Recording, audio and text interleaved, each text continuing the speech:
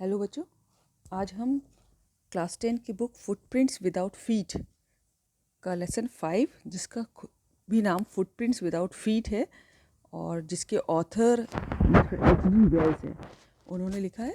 तो आज हम इस लेसन के बारे में पढ़ेंगे। सबसे पहले इसका मतलब जान ले। फुटप्रिंट्स विदाउट फीट का मतलब क्या होता है कि पैरों के निशान बिना पैरों के। कितना अजीब सा नाम है ना, कि बिना पैरों के भी पैर के निशान। तो आज हम जानेंगे कि इस टाइटल को क्यों रखा गया है। Can a man become invisible? क्या कोई एक आदमी अदृश्य हो सकता है, गायब हो सकता है, कि किसी को दिखाई ना दे? This is the story of a scientist who discovers how to make himself invisible. ये कहानी एक ऐसे वैज्ञानिक की है, ऐसे साइंटिस्ट की है जिसने ये डिस्कवर किया, जिसकी खोज की कि कैसे अपने आप को इनविजिबल किया जा सकता है, गायब किया जा सकता है। डज ही यूज़ और मिस यूज हिज डिस्कवरी?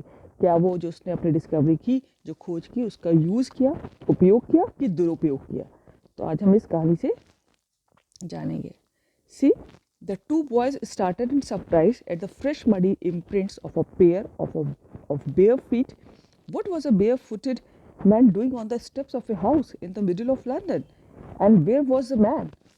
तो दो लड़के जो हैं वो बहुत सरप्राइज से देख रहे हैं कि बिल्कुल फ्रेश मिट्टी के मडी जो है, फ्रेश मिट्टी के छाप पा रही है और बेयर फीट, और जिस चीज़ की छाप पा रही है उसने कोई भी पैरों पे चप्पल नहीं पहने रखी है, चप्पल जूते नहीं पहने हुए, बेयर फीट, नंगे पैर, पैरों पे जिसमें मिट्टी लगी हो उनकी मिट्टी की छाप बन रही है। तो ये बच्चे बहुत सरप्राइज से देख रहे हैं। What was a barefooted man doing on the steps of the house in the middle of the London? और बच्चे सोचते हैं कि लंदन के बिल्कुल बीचों बीच के एक मकान की सीढ़ियों पे, स्टेप्स पे, एक बेयर फुटेड, बिना जूते चप्पल का आदमी क्या कर रहा है? And where was a man? और ये आदमी है कहाँ? सिर्फ यानी कि निशान दिखाई दे रहे हैं और आदमी नहीं दिखाई दे रहा है। As they gazed, a remarkable sight met their eyes. A fresh footmark appeared from nowhere. और गेज्ड होता है बहुत घूर के देखना, ध्यान से देखना।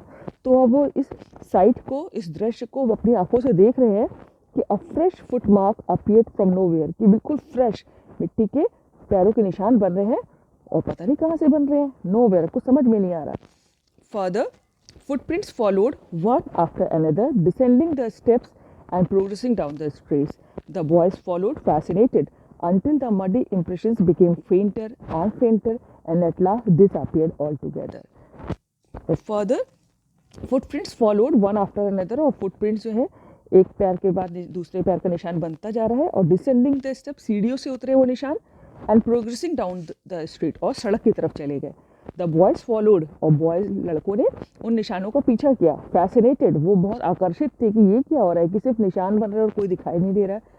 Until the muddy impressions became फेंटर and फेंटर, और धीरे धीरे जो मट्टी के जो छाप बनती जा रही थी पैरों की, वो धुंधली होती गई, हल्की पड़ती गई, and at last disappeared all together, और अंत में वो निशान एकदम से गायब हो गए, क्योंकि वो फ्रेश मिट्टी के पैर थे। जब तक मट्टी सड़क पे पैरों में लगी रही तब तक लग रही, तो धीमे धीमे फिर मट्टी झड़ जाती है ना, तो इस वजह से वो निशान भी फेंट होते गए, और फाइनली जब मट्टी पूरी तरह उसके पैरों से झड़ गई होगी, जिसके भी निशान बन रहे थे, तो वो एकदम से गायब हो गए निशान। इसलिए see, the explanation of the mystery was really simple enough. The bewildered boys has been following a scientist who had just discovered how to make the human body transparent. अब ये जितनी भी मिस्ट्री थी कि बिना पैरों के, बिना आदमी के जो है निशान दिखाई दे रहे पैरों की मिट्टी की, इसी मिस्ट्री क्या थी, ये क्या रहस्य था? अब इसका रीज़न देखिए कि the explanation of the mystery was really simple enough. जो ये रहस्य था, इसकी जो एक्सप्लेनेशन है बहुत सिंपल है।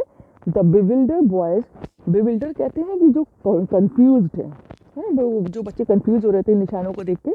The bewildered boys had been following a scientist, जो ये कंफ्यूज लड़के जो हैं वो एक साइंटिस्ट को फॉलो कर रहे थे, जिसने अभी हाल में ही डिस्कवर किया था कि who had just discover how to make the human body transparent, कि एक ह्यूमन बॉडी को ट्रांसपेरेंट कैसे किया जाए। यानी कि ह्यूमन बॉडी जो है लेकिन वो ट्रांसपेरेंट हो जाती है, इसकी वजह से वो इनविजिबल हो जाती है, दिखाई नहीं देती।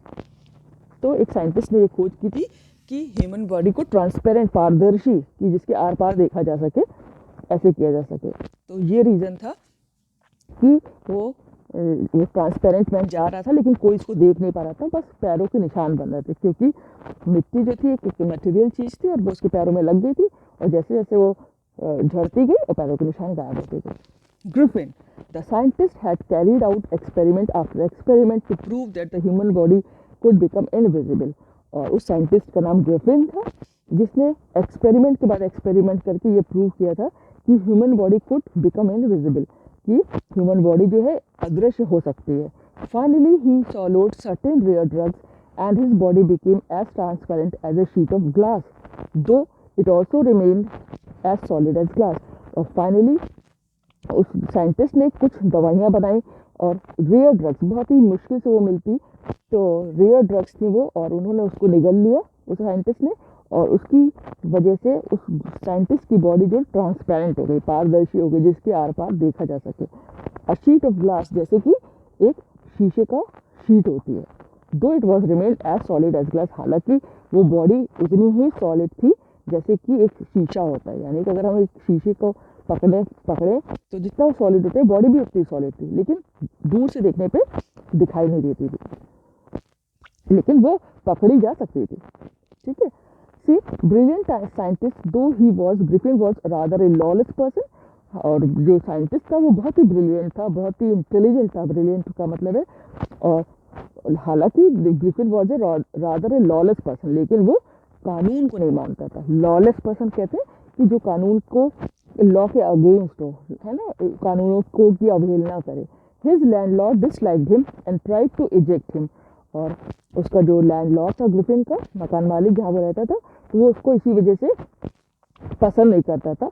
और in revenge Griffin set fire to the house, और उसके बदले में, उससे बदला लेने में, रिवेंज होता है बदला लेना किसी से, ग्रिफिन ने उसके घर में आग लगा दी थी. To get away without being seen he had to remove his clothes. Thus, it was that he became a homeless wanderer.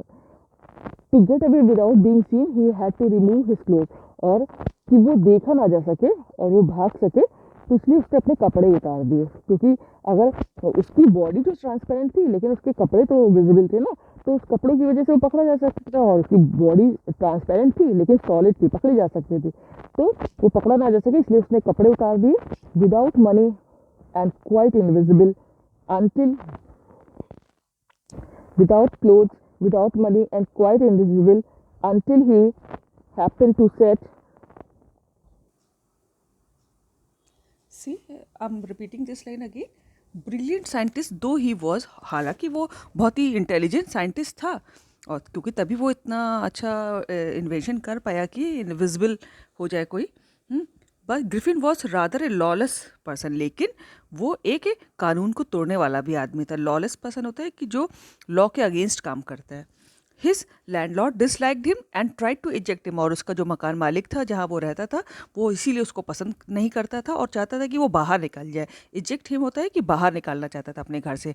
In revenge Griffin set fire to the house, और उसके बदले इसलिए उसने बदला लेने के लिए ग्रिफिन ने उसके घर में आग लगा दी. To get away without being seen he had to remove his clothes, और भागने के लिए कि कोई उसको देखे ना वो भाग सके, इसलिए उसको अपने कपड़े उतार देने पड़े, क्योंकि वो उसकी बॉडी तो ट्रांसपेरेंट थी और बट लेकिन सॉलिड थी, जिसपे वो कपड़े पहन सकता था, और कपड़े तो विजिबल थे तो पकड़ा जा सकता था, इसलिए उसको कपड़े हटाने पड़े. Thus it was that he became a homeless wanderer, और इस तरह वो एक वॉन्डरर होता है कि जो घूमता रहता है, जिसका अपना कोई पक्का ठिकाना नहीं होता.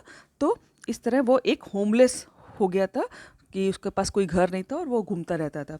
Without clothes, without money and quite invisible, और उसके पास ना कपड़े थे ना पैसे थे, और बिल्कुल वो इनविजिबल था, कोई भी उसको देख नहीं सकता था.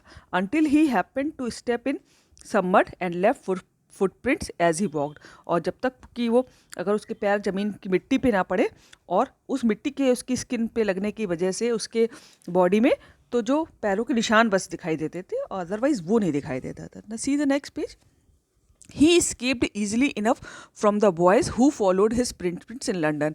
और शुरू के फर्स्ट पैराग्राफ में जो हमने पढ़ा था कि लड़के उसके फुटप्रिंट्स जो मट्टी लग के बन रहे थे वो फॉलो कर रहे थे, तो वो उनसे बहुत जो है आसानी से भाग सका था, उनसे वो बच के भाग गया.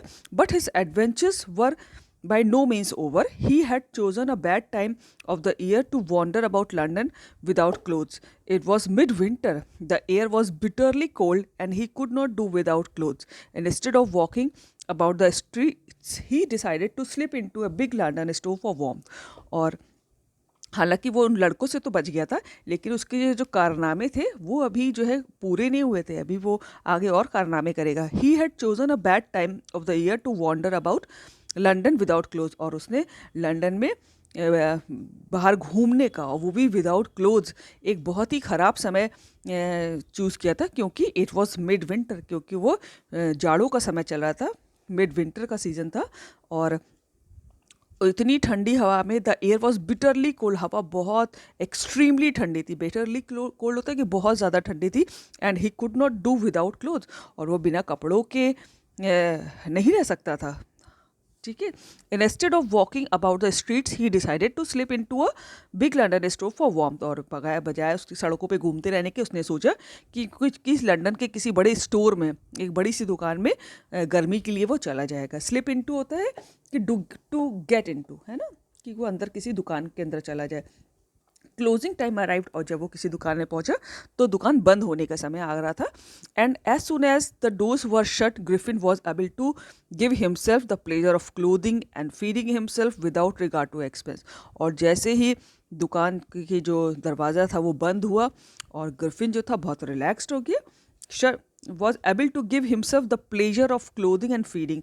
और उसने जो स्टोर में जो कपड़े बिक रहे थे और जो खाने का सामान था, जैसे डिपार्टमेंटल स्टोर होते हैं ना, जहाँ कपड़े भी बिकते हैं, खाने का सामान भी लगा होता है, तो उसने जो है विदाउट रिगार्ड टू एक्सपेंस की, उसको कोई भी खर्चे के नहीं सोचना था, और उसने वहाँ पर जो कपड़े लगे हुए थे वो पहने, और वहाँ पर जो खाना लगा हुआ था वो खाया.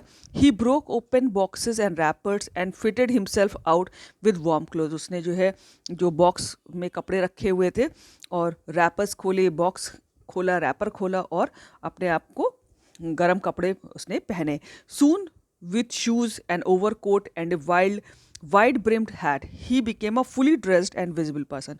और जल्दी ही उसे जब जूते पहने, एक ओवर कोट पहना, और उसके ऊपर वाइड ब्रिम्ड होता है कि चौड़ी किनारे वाली, चौड़ी एज हो जिसकी, है ना, तो ऐसी एक हैट लगाई. And he became a fully dressed and visible person. और वो पूरी वेल ड्रेस्ड हो गया और विजिबल पर्सन हो रहा था. देखिए, आप फोटो देख रहे हैं, बॉडी तो नहीं दिख रही है, कोई फेस नहीं दिख रहा है, क्योंकि वो इनविजिबल है, लेकिन चूंकि कपड़े थे, कपड़े दिख रहे हैं. देखिए, चौड़ी किनारे वाली हैट, सब कुछ है, तो इसलिए वो विजिबल दिखा था, कपड़ों की वजह से वो विजिबल हो रहा था. In the kitchen of the restaurant, he found cold meat and coffee, and he followed up the meal with sweets and wine taken from the grocery store. Finally, he settled down to sleep on a pile of quilts. और फिर उसने जो है वहाँ के restaurant में जो एक वो खाया, कोल्ड मीट खाया, कॉफ़ी पी, और उसके बाद उसने खाना खाया, मिठाई खाई और वाइन पी, है ना, शराब पी, और जो कि सब ग्रॉसरी स्टोर में अवेलेबल थी. यानी से स्टोर में तो वहाँ ये सब बिकता था, और तो सब इन्जॉय किया. Finally he settle down to sleep on a pile of quilt. Pile of quilt होता है जो रजाई जो होती है जाड़े में ओढ़ने के लिए, उसका ढेर लगा होता बिकने के लिए, तो और अपने आप को उन रजाइयों के ढेर में लगा मतलब सेट कर लिया ताकि वो गर्म रह सके. If only Griffin had manage to wake up in good time, all might have been well. As it was, he did not wake up until the assistants were already arrived next morning. और जब वो खा P के गर्म कपड़ों में सोया तो वो सोता रह गया देर तक. और अगर वो जग जाता, यहाँ पर लिखा है कि if only Griffin had manage to wake up in good time. Good time का मतलब है अपने टाइम से उठ जाता. All might have been well, तो सब कुछ ठीक होता. लेकिन as it was he did not wake up, क्योंकि वो देर तक सोता रहा, वो नहीं जगा, तो until the assistants were already arrived next morning. और जो जिन दुकान पे जो लोग काम करते थे वो लोग अगली सुबह आ गए. when he was a couple of them, when he saw a couple of them, और जब उसने उन लोगों को देखा, approaching he panicked, और उसने जब उन लोगों को आते देखा अपनी तरफ, he panicked and began to run. और वो एकदम पैनिक हो गया, बिल्कुल डर सा गया और भागने लगा. They naturally gave chase. In the end, he was able to escape only by quickly taking off his newly found clothes. So, once more he found himself invisible but naked in the chill January air. और फिर जो था naturally दे naturally give chase. भाई किसी की दुकान में अगर घुस गया है और उनका सब सामान खा लिया और काफ़ी कुछ और नए नए कपड़े निकाल के फ्री में पहन लिए, तो वो नेचुरली वो पीछा तो करेंगे। They naturally give chase, chase होता है कि पीछा करना। In the end he was able to escape only by cooking, taking off his newly found clothes. और फाइनली उसने आपको अपने आप को बचने के लिए ग्रिफिन को जितने भी उसने नए कपड़े पहने थे वहाँ पर वो हटाने पड़े, क्योंकि कपड़े हटाने पे वो इनविजिबल हो जाता था, सिर्फ कपड़े दिखाई देते थे, तो इस वजह से लोग पहचान पाते थे कि वो यहाँ खड़ा है। So once more he found himself invisible but naked in the chill January year. तो फिर से उसने अपने आप को इनविजिबल तो कर लिया, लेकिन फिर वही जनवरी की ठंडी ठंडी हवा में के बीच ठंडे मौसम में वो फिर से विदाउट क्लोथ्स हो गया, उसके नेकेड हो गया। This time he decided to try the stock of a theatrical company in the hope of finding not only clothes but also something that would hide the empty space above his shoulder. Shivering with cold, he hurried to Drury Lane, the center of the theatre world. और अब उसने क्या decide किया कि उसने सोचा कि जो थिएटर कंपनी होती है जहाँ पर नाटक होते हैं, है ना, थिएटर, तो वहाँ पर जो उनका स्टॉक होता है, यानी कि थिएटर में क्या स्टॉक होगा, यानी कि वो जो भी करेक्टर्स होंगे उनके कपड़े होते हैं, दाढ़ी मूछें मेकअप का सामान, है ना, ये सब होता है ना, ताकि थिएटर के लोग अपने जो भी करेक्टर मिला उसके हिसाब से अपने आप को ड्रेसअप कर सकें। तो इसलिए उसको वो सामान चाहिए था, तो इसलिए उसने थिएटर चूज़ किया in the hope of finding not only clothes but also something that would hide the empty space above his shoulder. Above his shoulder का मतलब है कि कंधों से ऊपर का हिस्सा, यानी कि फेस, क्योंकि वो कपड़े तो पहन लेता था लेकिन उसका फेस बिल्कुल, अगर कोई कहे कि हैट हवा में टंगी हुई है ना, फेस तो इनविजिबल हो जाता था, पूरी बॉडी इनविजिबल होती थी, लेकिन बॉडी को वो कपड़ों से छुपा लेता था, लेकिन फेस तो भैया दिखता था ना, कि कोई सोचता था अरे विदाउट फेस हैट लगी हुई है किसी के, तो इसलिए अपने फेस को छुपाने के लिए अबव हिज शोल्डर का जो एरिया था उसको छुपाने के लिए उसको कुछ सामान चाहिए था। आई am repeating this line. This time he decided to try the stock of a theatrical company in the hope of finding not only clothes, उसको सिर्फ कपड़े ही नहीं चाहिए थे, but also something that would hide the empty space above his shoulder, जो उसके empty space है, यानी कि उसका face उसको ढक सके, उसको छुपाने के लिए कुछ चाहिए था। Shivering with cold he hurried to Drury Lane, और ठंड से कांपता हुआ वो ड्यूरे लेन गया, the centre of the theatre world. और ड्यूरे लेन जो थे वहाँ का थिएटर वर्ल्ड का सेंटर माना जाता था, यानी कि वहाँ पर थिएटर से रिलेटेड काम होते थे, तो वहाँ पर ड्यूरे लेन गया। He soon found a suitable shop, और उसने जल्दी एक ठीक ठाक दुकान ढूंढ ली। He made his way invisible upstairs and came out a little later wearing bandages round his forehead, dark glasses, false nose, big bushy side whiskers and a large hat. और उसने को एक दुकान मिली, वहाँ पर जो है उसको ही मेड हिज वे, और उसने अपना तरीका वही जो उसको चाहिए था उसने वही किया अपने इनविजिबल अपने आप को बनाने के लिए। आप stage and came out a little letter, और एक ऊपर सीढ़ी चढ़ के गया, और थोड़ी देर बाद जब नीचे आया तो उसने बैंडेजेस पट्टियाँ पहनी हुई थी अपने राउंड हिज फोरहेड, अपने माथे पर पट्टियाँ पहन ली थी, है ना, पट्टियाँ लगा ली थी, डार्क ग्लासेस लगा लिए थे, चश्मा लगा लिया था, फॉल्स नोज़ लगा ली थी, एक झूठी नाक लगा ली थी ताकि कोई चेहरे पे देखे कि लगे कि हाँ इनविजिबल नहीं है, और बिग बुशी साइड विस्कस, बिग बुशी साइड विस्कस होती है क्योंकि खूब झाड़ी जैसे एकदम दाढ़ी मूछें, खूब सारी दाढ़ी मूछें लगा ली थी, जिससे उसका फेस ढक गया था। ठीक है, अब ये नहीं कोई कह सकता था कि ये जो है विदा फेस क्या है, हैट लगाए कोई आदमी जा रहा है, एंड ए लार्ज हैट, और उसके ऊपर बड़ी सी टोपी लगा ली थी। To escape without being seen he callously attacked the shopkeeper from behind, after which he robbed him and of all the money he could find. और कैलियसली होता है कि बहुत ही बिल्कुल बिना विदाउट इमोशन, बिल्कुल कि आप बिना किसी महसूस किए कि कितना दर्द होगा उसके जब उसको अटैक करेंगे, तो कैलियसली कहते हैं बिल्कुल संवेदनाहीन ढंग से, ये शब्द सही है, कि जिसमें कि आप इसको दूसरे की फील तकलीफ़ महसूस ना कर पाएँ। और बिना, टू स्केप होता है भागने के लिए, है ना, वहाँ से भागने के लिए, विदाउट बीइंग सीन, बिना देखे, कोई देख भी ना पाए भाग जाए, इसके लिए उसने जो शॉपकीपर को अटैक किया, जिस शॉपकीपर की दुकान के साथ सामान उठाया था उसने, ये सब मूछें और फॉल्स नोज़ और पट्टियाँ माथे पे बांधने के लिए, और उसने शॉपकीपर को पीछे से अटैक किया और उसको लूटा, रोब्ड होता है, उसने उसको लूट की वहाँ पर, और जितनी भी मनी पैसा वहाँ मिल सकता था उसने सब लिया और भाग गया। आप लोगों ने पढ़ा था ना कि वो लॉलेस आदमी था। पहले क्या किया था उसने कि जहाँ पर वो रहता था तो वहाँ पर उनके घर में आग लगा दी थी, ठीक है, फिर वहाँ पर दूसरी बार वो स्टोर पे गया और वहाँ पर उनका सब सामान फ्री में खाया पिया, नए कपड़े पहने, है ना। वो तो भाग नहीं पाया, लेकिन लेकिन अगर वो लोग टाइम से ना आते तो भाग गया होता। और अब इसने ये किया कि अब दूसरे शॉपकीपर को लूटा और वहाँ से सामान सारा नकली मूछें, दाढ़ी, ये सब लेके, जो चश्मा, नकली नोज, थिएटर वाला, ये सब लेके भाग गया।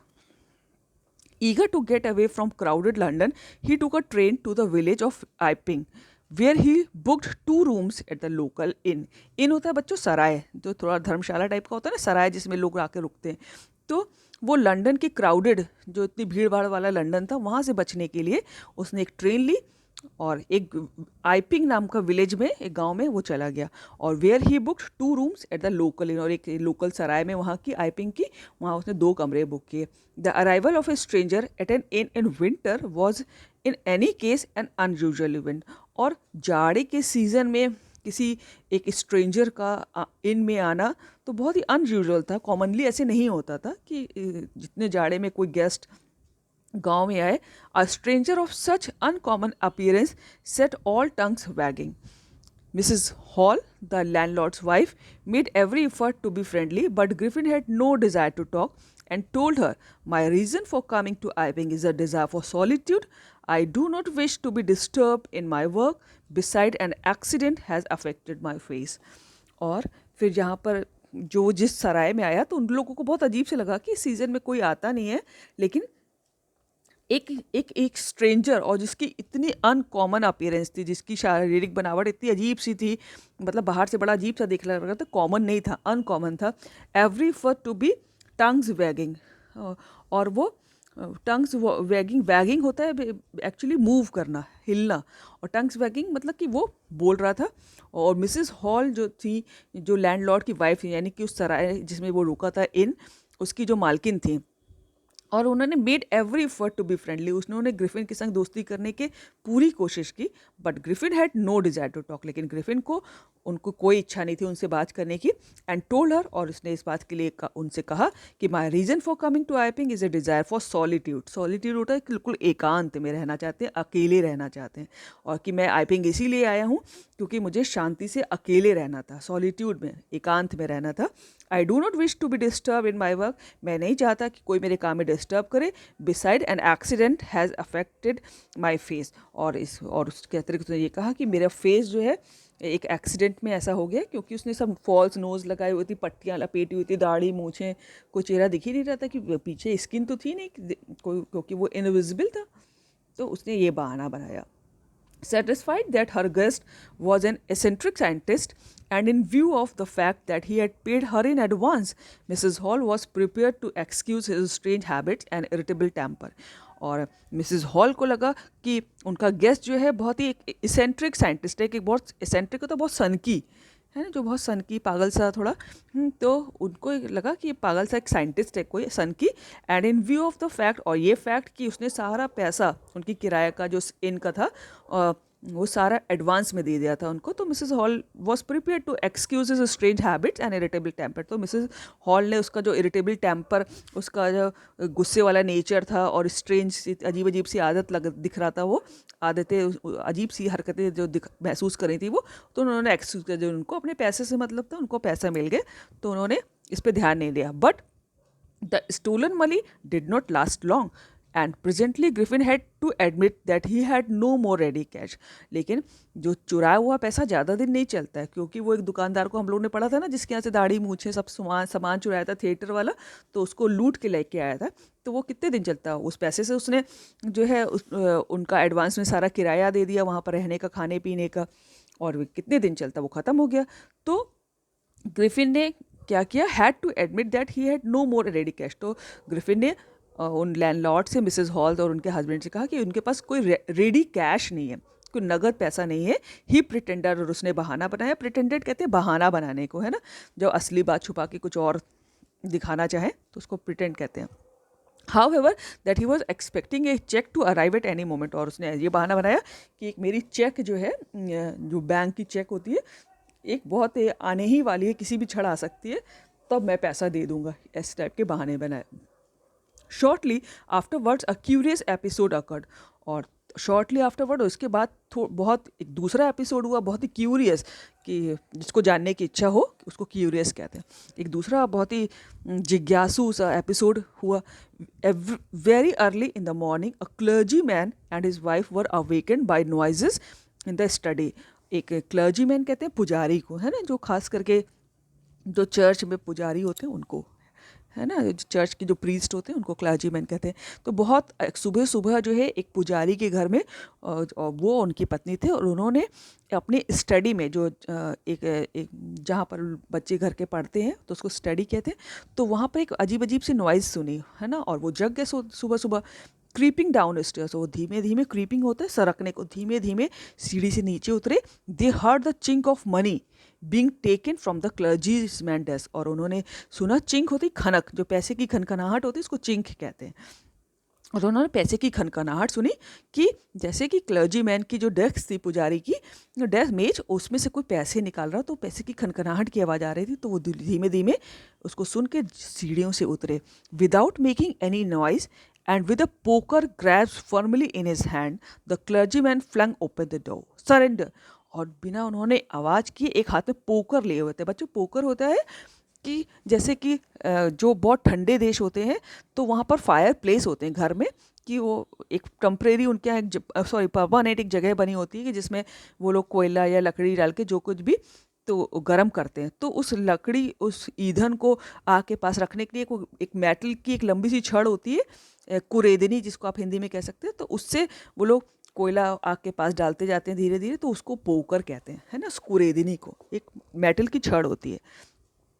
So without making any noise and with a poker grasping firmly, हो ग्रैस्प होता है पकड़ना, और फर्मली मैंने मजबूती से, तो उन्होंने अपने हाथ में वो लोहे की या फिर जो भी मेटल की होगी वो पोकर लिया हुआ था, और वो एकदम से उन्होंने दरवाज़ा खोला और उन्होंने कहा सरेंडर करो अपने आप को, आत्मसमर्पण करो। Then to his amazement he realize that the room appear to be empty. लेकिन अमेजमेंट होता है, बहुत ही सरप्राइज हो गए वो, और उन्होंने रियलाइज किया कि कमरा तो खाली है। He and his wife looked under the desk and behind the curtains and even up the chimney.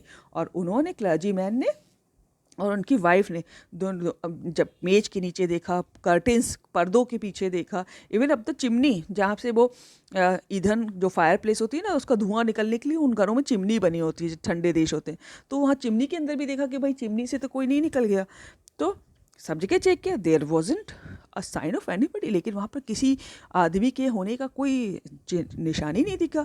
Yet the desk had been opened and the housekeeping money was missing. लेकिन हाँ, जो desk जो थी जिसमें clergy man अपने पैसे रखते थे पुजारी, तो वो खुली हुई थी और पैसे भी गायब थे। हाउस कीपिंग मनी होता है कि रोज़मर्रे के रोज दिन भर के खर्चों के लिए लोग जो घर में पैसे रखते हैं, तो वो गायब थे। एक्स्ट्राऑर्डनरी अफेयर हो तो the clergyman kept saying for the rest of the day. और पूरे दिन वो पुजारी कहता रहा कि बड़ी अजीब सी बात है, बड़ी अजीब सी बात है कि कोई नहीं था, वो खनखनाहट भी सुनाई पड़ रही थी, तो आदमी गया कहाँ। But it was an extraordinary as the behavior of Mrs. Hall's furniture a little later that morning. अब इधर मिसेस हॉल जहाँ पर इन पे वो ग्रिफिन रुका हुआ था, उनके घर में क्या हुआ कि it was not as extraordinary as a behaviour of Mrs Hall's furniture a little later that morning. और उसके थोड़ी देर बाद ही मिसेस हॉल के घर का जो फर्नीचर था वो बड़ा अजीब सा बिहेव करने लगा। फर्नीचर, ठीक है, फर्नीचर बड़ा अजीब सा बिहेव करने लगा। The landlord and his wife were up very early and was surprise to see the scientist door wide open. जो लैंडलॉर्ड थे Mr Hall and Mrs Hall, तो वो जब जागे वो सुबह सुबह, तो वो बहुत सरप्राइज थे, बहुत ही आश्चर्यचकित थे कि साइंटिस्ट का जो ग्रिफिन का जो उन्होंने कमरा किराए पे दिया हुआ था वो खुला हुआ था। Usually it was shut and locked. हमेशा ये होता था कि ज़्यादातर कि वो बंद रहता था और लॉक रहता था, लेकिन आज जब वो लोग उठे तो वो दरवाज़ा खुला हुआ था। And he was furious if any one entered his room. और जो ग्रिफिन जो था, ही यहाँ पर ग्रिफिन के लिए, और वो फ्यूरियस हो जाता था, आग बबूला हो जाता था गुस्से से अगर कोई इसके कमरे में आ जाता था। The opportunity seemed too good to be missed.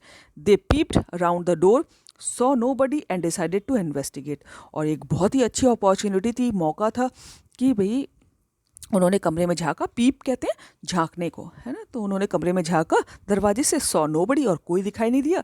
And decided to investigate, और उन्होंने सोचा कि चलो पता लगाते हैं कि, क्योंकि उन लोगों को शुरू से वो आदमी बहुत सनकी और अजीब सा लगता था, इन्वेस्टिगेट करने का। The bed clothes were cold, showing that the scientist must have been up for some time, and a stranger still the clothes and bandages that he always wore were lying about the room। और उसका जो bed cloth था यानी कि जो बिस्तर की चादर थी वो ठंडी थी, जो ये दिखाता था कि उसने बहुत देर से पहले वो जग गया है, क्योंकि नहीं तो बॉडी हीट जो होती है बदन की गर्मी से बिस्तर गर्म रहता है। तो बेड क्लोथ्स वर कोल्ड, उसकी चादर जो थी बिस्तर की वो ठंडे थे। तो showing that the scientist must have been up for some time, तो जो ये शो करता था कि साइंटिस्ट जो है काफ़ी देर पहले जग गया है। The stranger still the cloth and bandages that he had always wore were lying about the room, और जो हमें हमेशा अपने कपड़े और वो बैंडेजेस सर पे अपने फोरहेड पे हम लोगों ने पढ़ा था ना कि पट्टियाँ बांधे रहता था, तो वो सब जो हमेशा वो पहने रहता था वो बिस्तर पे पड़े हुए थे। All of a sudden Mrs Hall heard a sniff close to her ear, और एकदम से मिसेस हर्ड ने कुछ सूंघने की आवाज़ सुनाई पड़ी उनके अपने कान के पास, कि जैसे कोई किसी ने कुछ सूंघा, जैसे सूंघ हम कुछ सूंघते तो ऐसी आवाज़ आती है ना ऐसे करके, तो ये इसको स्निफ कहते हैं। तो मिसेस हॉल जो थी उनको कुछ सुनाई पड़ा। अ मोमेंट लेटर, और एक क्षण के बाद ही the hat on the bed post left up and dashed itself into her face. Bed post होता है बच्चों कि जो पलंग का पाया होता है ना, चारों तरफ पलंग का पाया, और बहुत सारे घरों में थोड़ा ऊंचे होते हैं, लोग उस पर कुछ ना कुछ टांग देते हैं, तो जिन खास करके मच्छरदानी वानी लगाने के लिए वो पाए थोड़े ऊंचे होते हैं, पहले ऐसे भी बनते थे। तो जो बेस्ट पलंग का पाया था उस पर एक हैट लटकी हुई थी, है। I am repeating, a moment later the hat on the bed post left up and dashed itself into her face, कि वो बेड पोस्ट पे जो हैट लटकी हुई थी वो उछली, लेफ्ट अप होता है उछली, और डैश और दौड़ी उसके फेस की तरफ, हर फेस यानी मिसेस हॉल के फेस की तरफ, मतलब वो यहाँ पर ग्रिफिन आ चुका था इसका मतलब है, और उसने वो हैट उतार के मिसेस हॉल को मारी। Then the bedroom chair became alive, फिर एकदम से बेडरूम में जो चेयर रखी थी वो जिंदा हो गई। Springing into the air it charge straight her, और वो उछल के ऐसा बिल्कुल स्ट्रेट हर मतलब उसकी तरफ एम कर रही थी, यानी कि कुर्सी जैसे लग रहा था कि उछल के उनके ऊपर कोई मार रहा है, यानी कि ग्रिफिन उनको कुर्सी उठा के मार रहा था। लेग्स फॉरमोस्ट, और जो कुर्सी की जो पैर जो थे वो आंटी वही मिसेस हॉल की तरफ थे। As she and her husband turned away in terror, और जैसे ही वो मिसेस हॉल और उनके हस्बैंड डर के मारे पलटे, the extraordinary chair pushed them both out of the room, तो वो चेयर ने जो था उनको धक्का दे दिया कमरे के बाहर। And then appeared to slam and lock the door after them. Slam होता है बच्चों कि धम में से आवाज़ बंद करना है ना, दरवाज़ा बंद करना, कि जब हम बहुत तेज़ दरवाज़ा बंद करते हैं तो भड़ से आवाज़ आती है ना, उसको कहते हैं स्लैम, बैंग भी कहते हैं। तो फिर उसने कि एक कुर्सी ने जो है उनको धक्का दिया और कमरा जो था अपने आप बंद हो गया धम्मे की आवाज़ के संग, एंड और लॉक हो गया। Mrs hall almost fell down the stairs in hysterics. Hysterics होता है कि बिल्कुल कोई दौरा सा पड़ गया उनको, और ऑलमोस्ट वो गिरने वाली थी सीढ़ियों से। She was convinced that the room was haunted by spirits, और वो उनको पूरा भरोसा हो गया था कि इस कमरे में भूत घुस गए। स्पिरिट्स होती हैं आत्माएं, है ना, हॉन्टेड बाई स्पिरिट्स मतलब आत्माओं ने, भूतों ने कब्जा कर लिया इस कमरे में। And that the stranger had somehow caused these to enter into her furniture, और इस स्ट्रेंजर ने कुछ ना कुछ तो किया है कि क्योंकि ये फर्नीचर कितनी अजीब तरह बिहेव कर रहा था। And that the stranger had somehow caused these to enter into her furniture, और वो जो है भूत प्रेत इनके फर्नीचर में घुस गए उनको लग रहा था।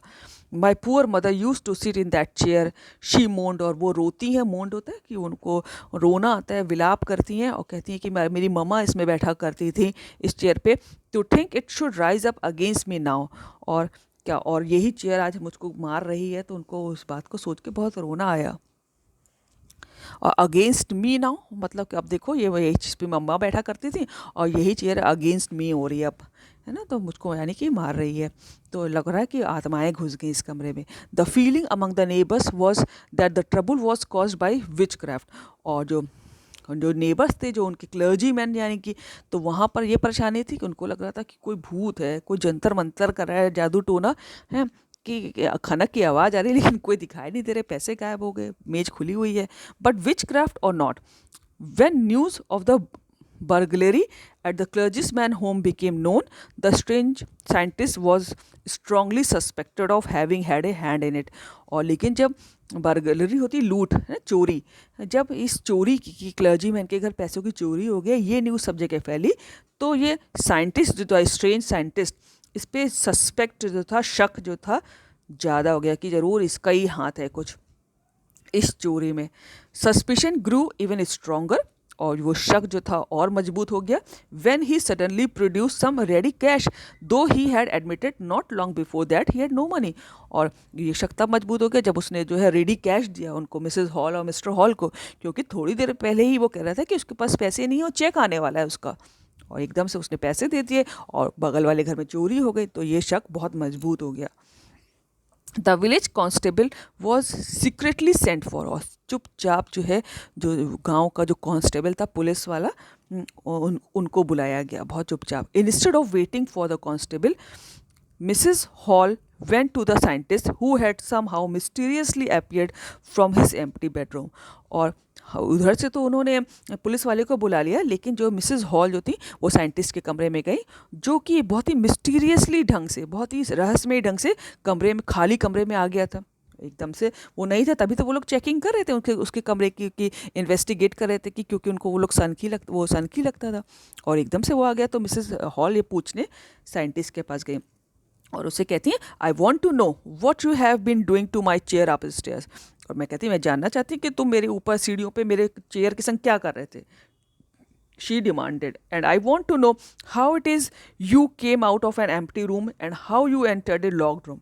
और मुझे ये भी जानना है कि तुम खाली कमरे में कैसे आ गए और एक लॉक्ड रूम में कैसे एंटर कर गए, है ना, कि एक खाली कमरे से तुम बाहर आ गए और लॉक्ड रूम में कैसे एंटर कर गए. ये उनको क्वेश्चंस, जो उनकी क्वेरीज थी मिसेस हॉल की. ये देखिए, ये कांस्टेबल है, ठीक है, देखिए उसने अपने सर पे पट्टियाँ बांधी हुई हैं, क्योंकि पट्टियों की वजह से एक अपीयरेंस दिखाता था, भाई फेस तो उसका इनविजिबल होता. देख रहे हैं. The scientist was always quick tempered, और जो साइंटिस्ट था वो हमेशा से ही क्विक टेम्पर्ड था, बहुत जल्दी गुस्से में आ जाता था. नाउ ही बिकेम फ्यूरियस, अब तो वो बहुत आग बबूला हो गया. फ्यूरियस होता है आग बबूला. You don't understand who what I am, he shouted. Very well, I will show you. और कहता है कि तुम्हें समझ में नहीं आता है कि मैं कौन हूँ, और चिल्लाया वो, और कहता है कि देखो मैं भी तुमको दिखाता हूँ. Suddenly he threw of bandages, और उसने अपनी सारी जो पट्टियाँ सर पे बांधी हुई थी वो हटाई, विस्कर्स हटाई, अपनी दाढ़ी मूछें हटाई, स्पेक्टिकल्स, अपने चश्मा हटाया, एंड इवन नोज, और अपनी नाक भी हटा दी. ये देखिए फोटो में, देखिए वो हटा रहा है सारा अपना. और भैया सर ही नहीं इसका, सब लोग घबरा गए जाएंगे ना. Suddenly, he threw off bandages, whiskers, spectacles, and even nose. It took him only a minute to do this. और उसको ये सब करने में एक मिनट लगा. The horrified people in the bar found themselves staring in a headless man. और जितने horrified people से सब डरे हुए लोग थे, वो उन्होंने देखा कि एक भैया आदमी का सर ही नहीं है. In the bar found themselves staring at A headless man. वो स्टेयरिंग होते घूर रहे थे, वो उस हेडलेस मैन को घूर रहे थे और बहुत डरे हुए थे. Mister Jaffers the constable now arrived, और मिस्टर जैफर जो कांस्टेबल पुलिस वाले को जो बुलाया गया था उनका नाम था, वो अब आ चुके थे. And was quite surprise to find that he had to arrest a man without a head. और वो बहुत ही आश्चर्यचकित थे कि उनको एक ऐसे आदमी को अरेस्ट करना है, गिरफ्तार करना है कि जिसका सर ही नहीं है. But Jeffers was not easily prevented from doing his duty. लेकिन वो बहुत एक ईमानदार ऑफिसर था, है ना, पुलिस वाला था, और उसने कहा कि नहीं, कोई भी काम मुझे अपनी ड्यूटी करने से नहीं रोक सकता, उसका सर हो या ना हो. If a magistrate's warrant order a person's arrested, then that person had to be arrested with और विदाउट हिज हेड. और उसने कहा अगर एक मजिस्ट्रेट ने अगर ये ऑर्डर वारंट निकाला है, कि वारंट होता है कि जो जिसके नाम पे वारंट निकलता है उसको पुलिस पकड़ के ले जाती है, ठीक है ना, यानी कि कुछ ना कुछ उसने गलत किया होता है, ऐसा माना जाता है. तो कि अगर मजिस्ट्रेट ने वारंट निकाला है एक ऑर्डर को, एक आदमी को अरेस्ट करने का, गिरफ्तार करने का, तो उसका सर हो या ना हो, उसको तो अरेस्ट करना है. There followed a remarkable scene as the policeman tried to get hold of a man who was becoming more and more invisible as he threw off one garment after another. और एक बहुत ही remarkable scene चला था, अजीब एक देखने लायक दृश्य चल रहा था कि पुलिसमैन एक ऐसे आदमी को पकड़े हुए था और जो धीरे धीरे कपड़े उतारता जा रहा था और गायब होता जा रहा था. यानी कि उसने सर की बैंडेजेस हटाई तो उसका सर गायब हो गया, है ना। अपना कोट हटा देता है तो उसका स्किन नहीं दिखाई देती, क्योंकि वो तो वो ड्रग खा चुका था ना जिसमें इनविजिबल हो जाता था, वो गायब हो जाता था. So there followed a remarkable scene as the policeman tried to get hold of a man who was becoming more and more invisible as he threw off one garment after another. जैसे जैसे वो एक के बाद दूसरा कपड़ा उतारता तो वो इनविजिबल होता जाता था, गायब होता जाता था. Finally a shirt flu into the air. Finally अंत में क्या हुआ, एक कमीज जो है हवा में उड़ी. And the constable found himself struggling with someone he could not see. और जो कांस्टेबल था, वो पुलिस वाला, वो स्ट्रगलिंग कर रहा था, उसको पकड़ने की कोशिश कर रहा था कि जो उसको जो उसको दिखाई ही नहीं दे रहा था एट ऑल, जो एकदम जिसको देख नहीं सकता था. Some people tried to help. लोगों ने उसकी, पुलिस वाले की कोशिश भी की कि भैया मदद करे, but found themselves hit by blows that seem to come from nowhere. और फिर जो ब्लोज होते हैं, कोई मुक्के मार रहा था उनको, है ना, प्रहार करा था उन लोगों पे. और लेकिन धीरे ही फाउंड देमसेल्व्स, उन लोगों ने पाया कि लोग कोई उनको मुक्के मार रहा है और पता नहीं कौन मार रहा था. यानी कि वो ग्रिफिन इनविजिबल हो चुका था और उन लोग को मार रहा था, लेकिन वो लोग देख ही नहीं पा रहे थे. ऐसा आप लोगों ने मिस्टर इंडिया पिक्चर में देखा है ना, वैसे ही. In the end, Jaffers was knocked unconscious as he made a last attempt to hold on to unseen scientist. और अंत में जो है उसने बहुत ही, जो आई am repeating, in the and Jaffer was knocked unconscious as he made a last attempt to hold on to unseen scientist. वो unseen जो साइंटिस्ट था, जिसको देखा नहीं जा सकता था, उसकी होल्ड करने की कोशिश कर रहा था और वो बेहोश हो गया. There was nervous, excited cries of hold him, but this was easier said than that done. That was easier said than done का मतलब होता है कि कहना सरल है और करना बहुत मुश्किल. तो there was nervous excited cries, वहाँ पर लोग बहुत उत्तेजित थे और नर्वस भी थे, डरे हुए थे और चिल्ला रहे थे कि होल्ड हिम, इसको पकड़ो पकड़ो. लेकिन कहना आसान है, करना कठिन है भैया. जो दिखाई नहीं दे रहा उसको कोई कहाँ पकड़े. Griffin had shaken himself free, और उसने अपने आप को जो है फ्री कर लिया था. And no one knew where to lay hands on him, और कोई भी नहीं जानता था कि उसको कैसे पकड़े, कहाँ हाथ रखें. And this is a very good story about a scientist. लेकिन उसका वो लॉलेस था, उसने गलत उपयोग किया अपनी जो इंटेलिजेंस का. And I have already uploaded question answers of this lesson on the same channel. और सारे डिस्क्रिप्शन बॉक्स में सारे लेसन हैं, फर्स्ट फ्लाइट के भी और फुटप्रिंट्स विदाउट फीट के भी, और सारे इंग्लिश ग्रामर भी. Work hard, practice it. Thank you.